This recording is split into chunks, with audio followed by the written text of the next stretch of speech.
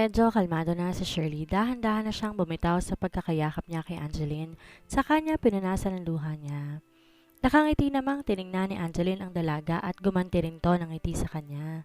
Tama ng iyak, iha, namumugto na yung mata mo, sabi ni Angeline kay Shirley at hinawakan pa niya ang pisngin ng dalaga. Dahan-dahan namang tumango si Shirley bilang sagot niya sa ginang. Ano na ba ang napag-usapan niyo kanina? Ano nang balak niyo ngayon? Tanong na ni Denver.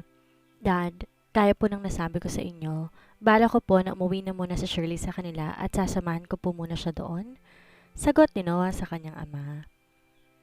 Napatungo na lamang si Denver sa sinabi ni Noah dahil nabanggit nga to sa kanya ni Noah kagabi at mukhang napapayag naman nila si Shirley ngayon.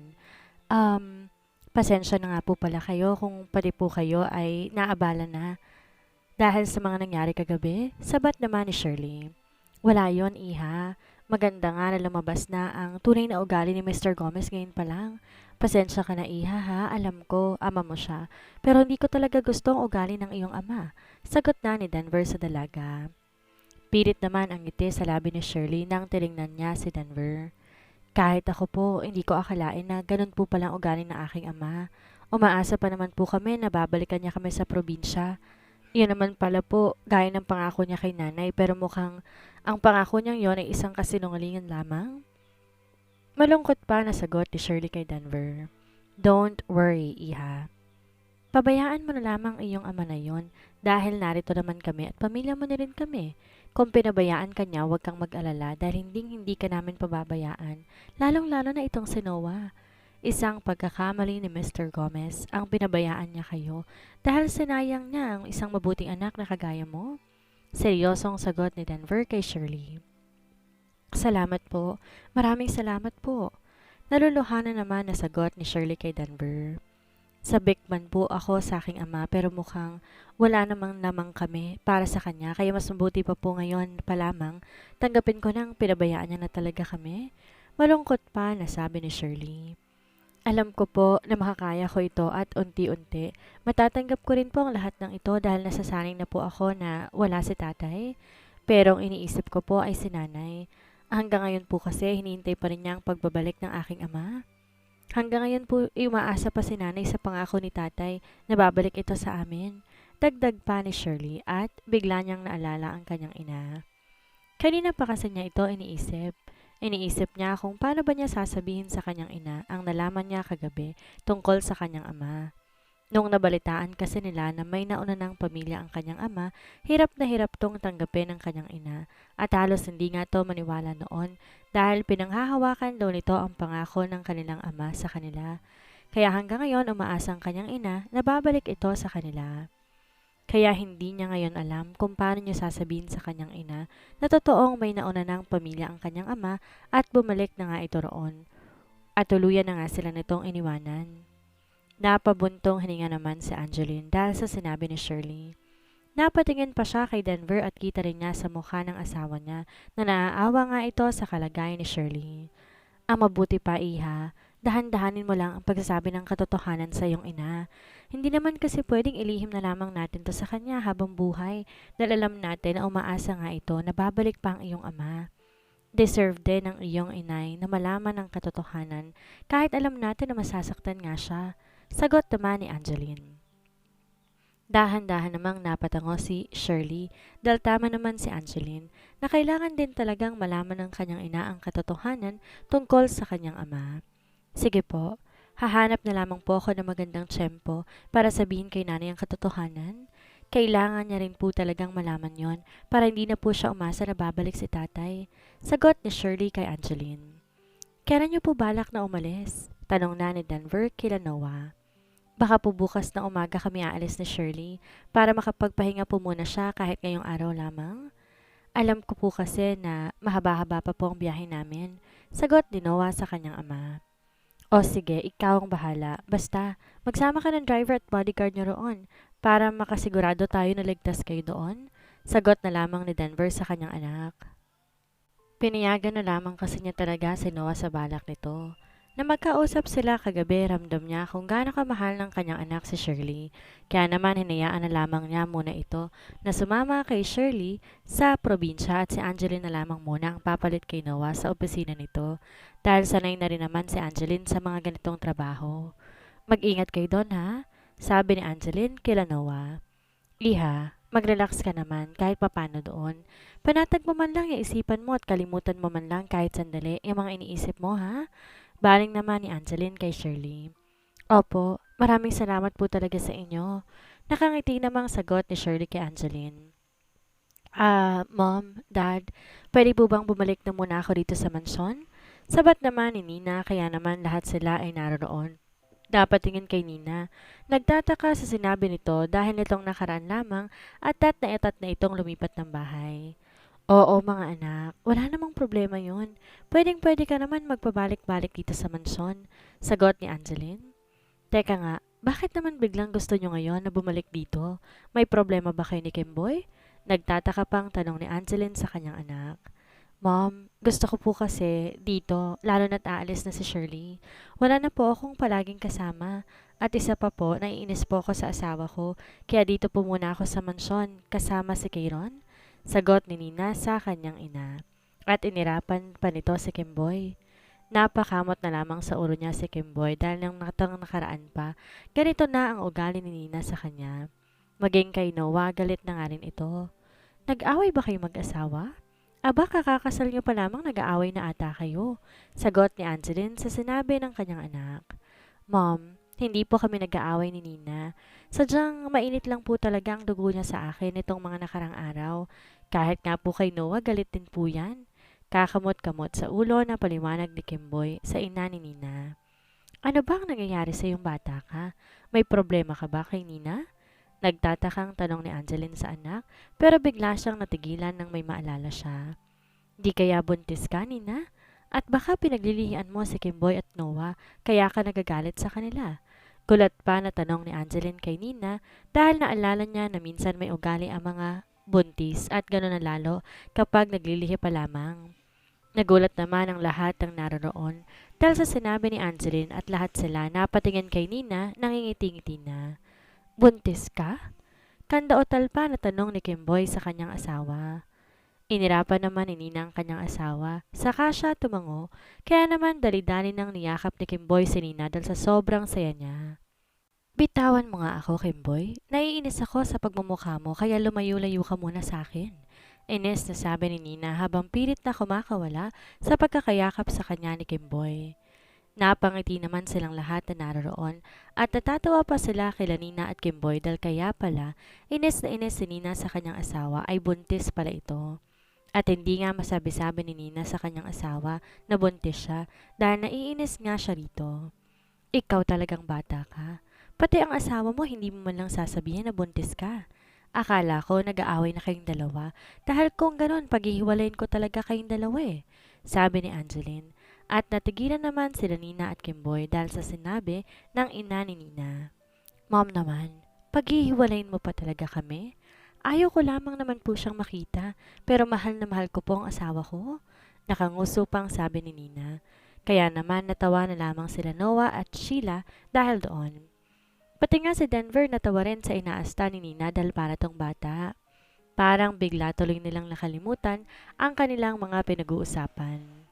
Parang bigla ring nakalimutan ni Shirley pansamantala ang pinagdaraanan niya dahil sa magandang balita ni Nina. Sige na, tama na yan. Kung gusto niyong bumalik dito sa mansyon, welcome na welcome naman kayo palagi dito. Sabat na ni Denver. Siguro mas maganda kung magse-celebrate tayo sa magandang balita ni Nina. At dapat nating i-celebrate ngayon ang bagong blessing sa ating pamilya. Dagdag pa ni Denver. Agad naman na sumang-ayon ang mga naroon. Agad na rin nagpahanda ng pagkain si Angeline habang si Noah naman ay umorder na ng ibang makakain nila mamaya. Balak nilang mamayang gabi sila magse-celebrate sa may pool area at doon sila magsasalo-salo. Kinagabihan nga noon ay masayang nagsalo-salo ang buong pamilya ni na Angeline at Denver.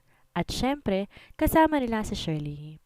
Kahit paano naman, nakalimutan nga ni Shirley ang kanyang mga pinagdaraanan. Pinipilit kasi niya ang sarili niya na makisalamuha sa pamilya ni Noah para maibsan naman ang lungkot na nararamdaman niya. Dad, wala po ba kayong balak na gawin ngayon? Dad, dapat na po nating paghiwalayin ang bastardo niyong anak, pati na rin si Noah, dahil ako lang ang dapat na pakasalan ni Noah at wala nang iba pa? Daldal ni Jessie sa kanyang ama. Napapahilot na lamang sa kanyang ulo si Joel dahil ang aga-aga nagbubunga nga na kaagad ang kanyang anak na si Jenny at wala na nga itong bukang bibig kundi si Noah. Kagabi lamang nangyari ang party at ipinaliwanag naman niya ang lahat kay Jessie. Pero mukhang sarado na talaga ang utak ng kanyang anak na ito dahil wala itong ibang iniisip kundi si Noah na lamang. Will you please shut up, Jessie? Ang aga-aga, ang bunganga mo. Ines na saway ni Joel sa kanyang anak. No, Dad. Hindi ako mananahimik na lamang dito habang si Noah ko kasama ng Shirley na yon. Dad, do something, please. Daldal pang muli ni Jessie sa kanyang ama. Nagbuga na lamang ng hangin sa kanyang bibig si Joel dahil naiinis siya kay Jessie. Sa totoo lang, kagabi pa nga ata gustong puntahan si Shirley, pero naisip din niya na masyado na itong nasaktan sa mga nalaman nito, kaya hinayaan na lamang muna niya ito kagabi. Pero ngayong araw, balak na talaga niyang puntahan ito sa pamilya Chua dahil panigurado naman na naroon ang kanyang anak na si Shirley. Jessie anak, please naman, wag muna ngayon dahil napakarami ko ng iniisip. Mahinahon pa na pakiusap ni Joel kay Jessie. No, Dad.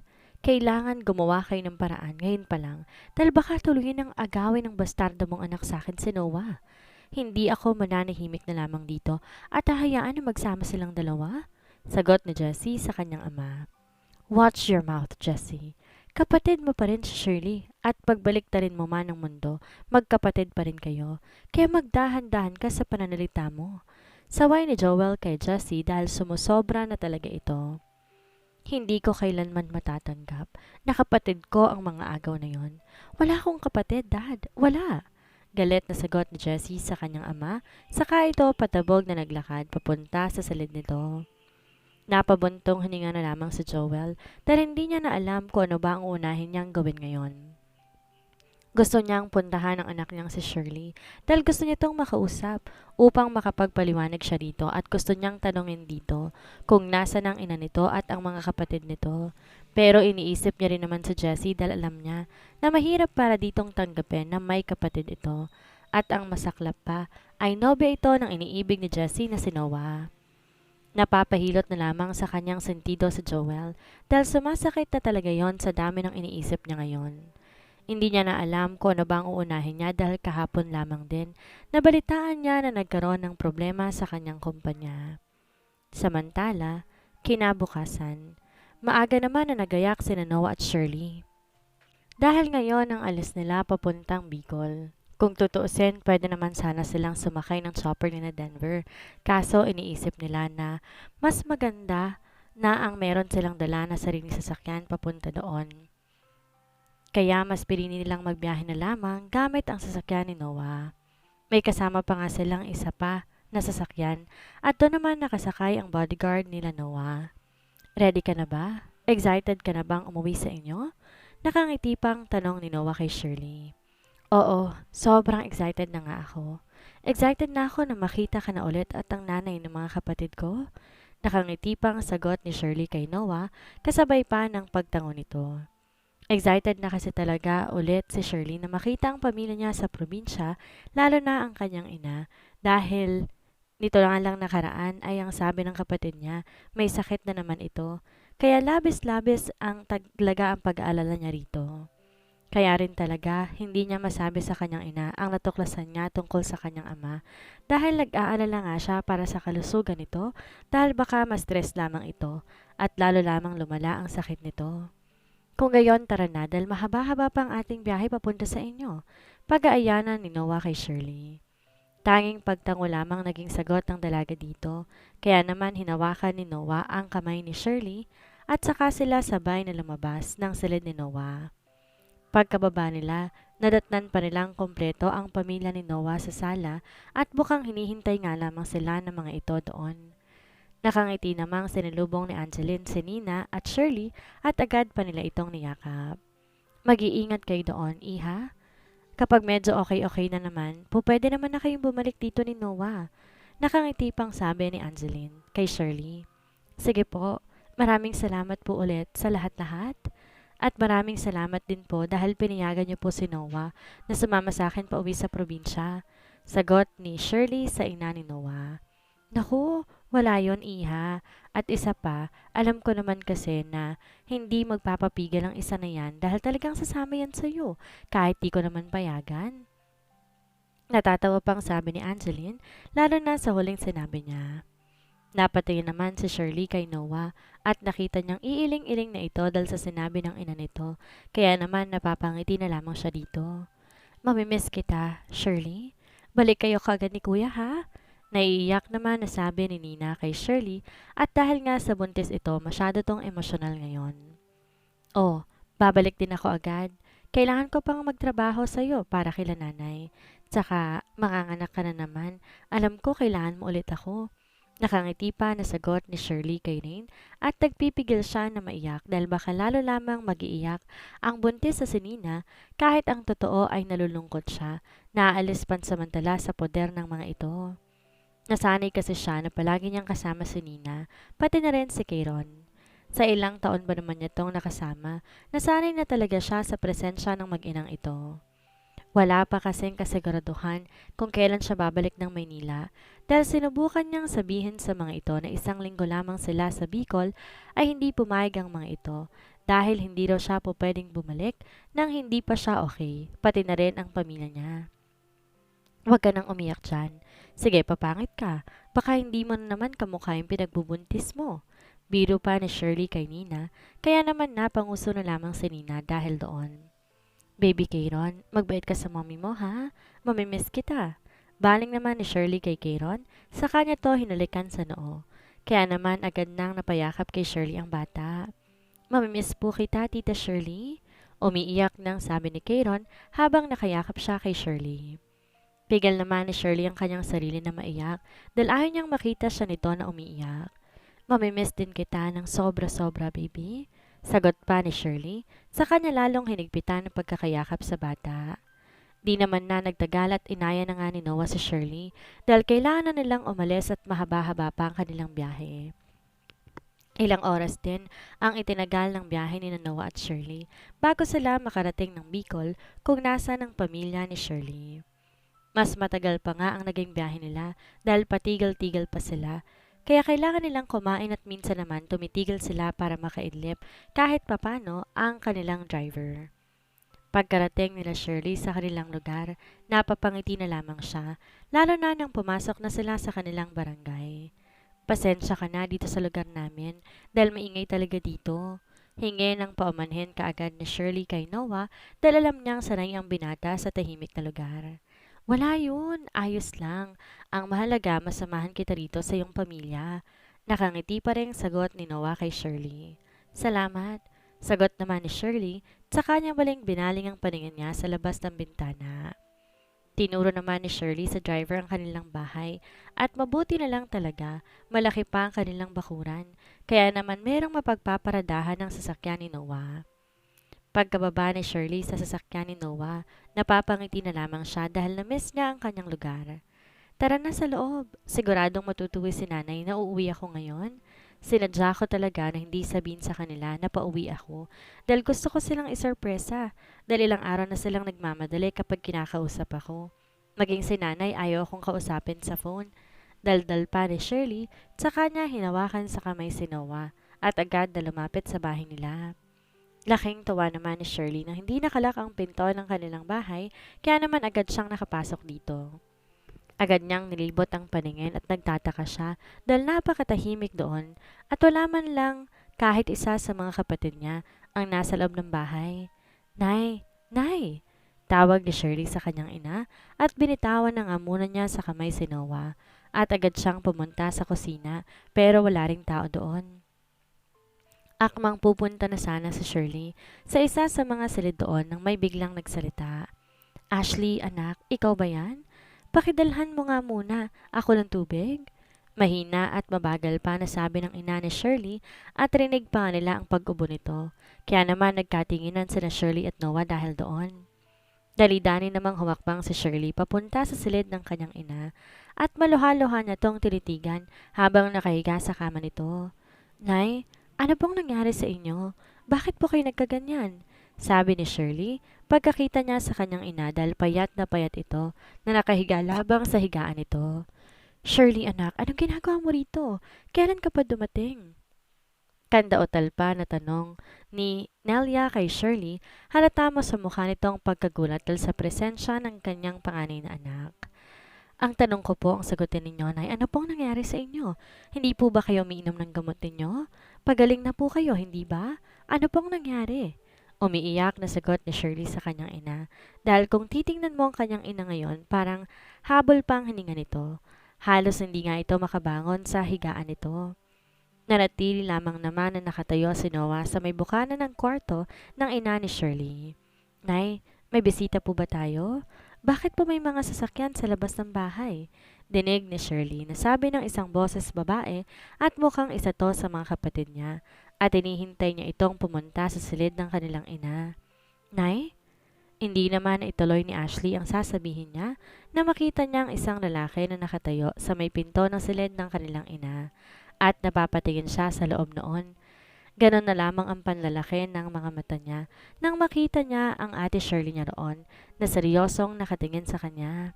Ate Shirley, kailan ka pa dumating? Bakit biglaan ka yatang napauwi ate? Kanda o talpa na tanong ni Ashley sa kanyang ate Shirley. Agad naman na pinunasan ni Shirley ang mga luha na lumandas sa kanyang pisngi. Sa kanya hinarap ang kapatid niya. Ano nangyari kay nanay?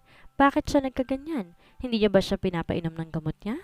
Sunod-sunod na tanong ni Shirley sa kanyang kapatid at di na siya pinansin ng mga tanong nito sa kanya. Ate kasi hindi naman malaman ni Ashley ang isasagot niya sa ate Shirley niya. Anak, hayaan mo lamang akong magpaliwanag sa iyo.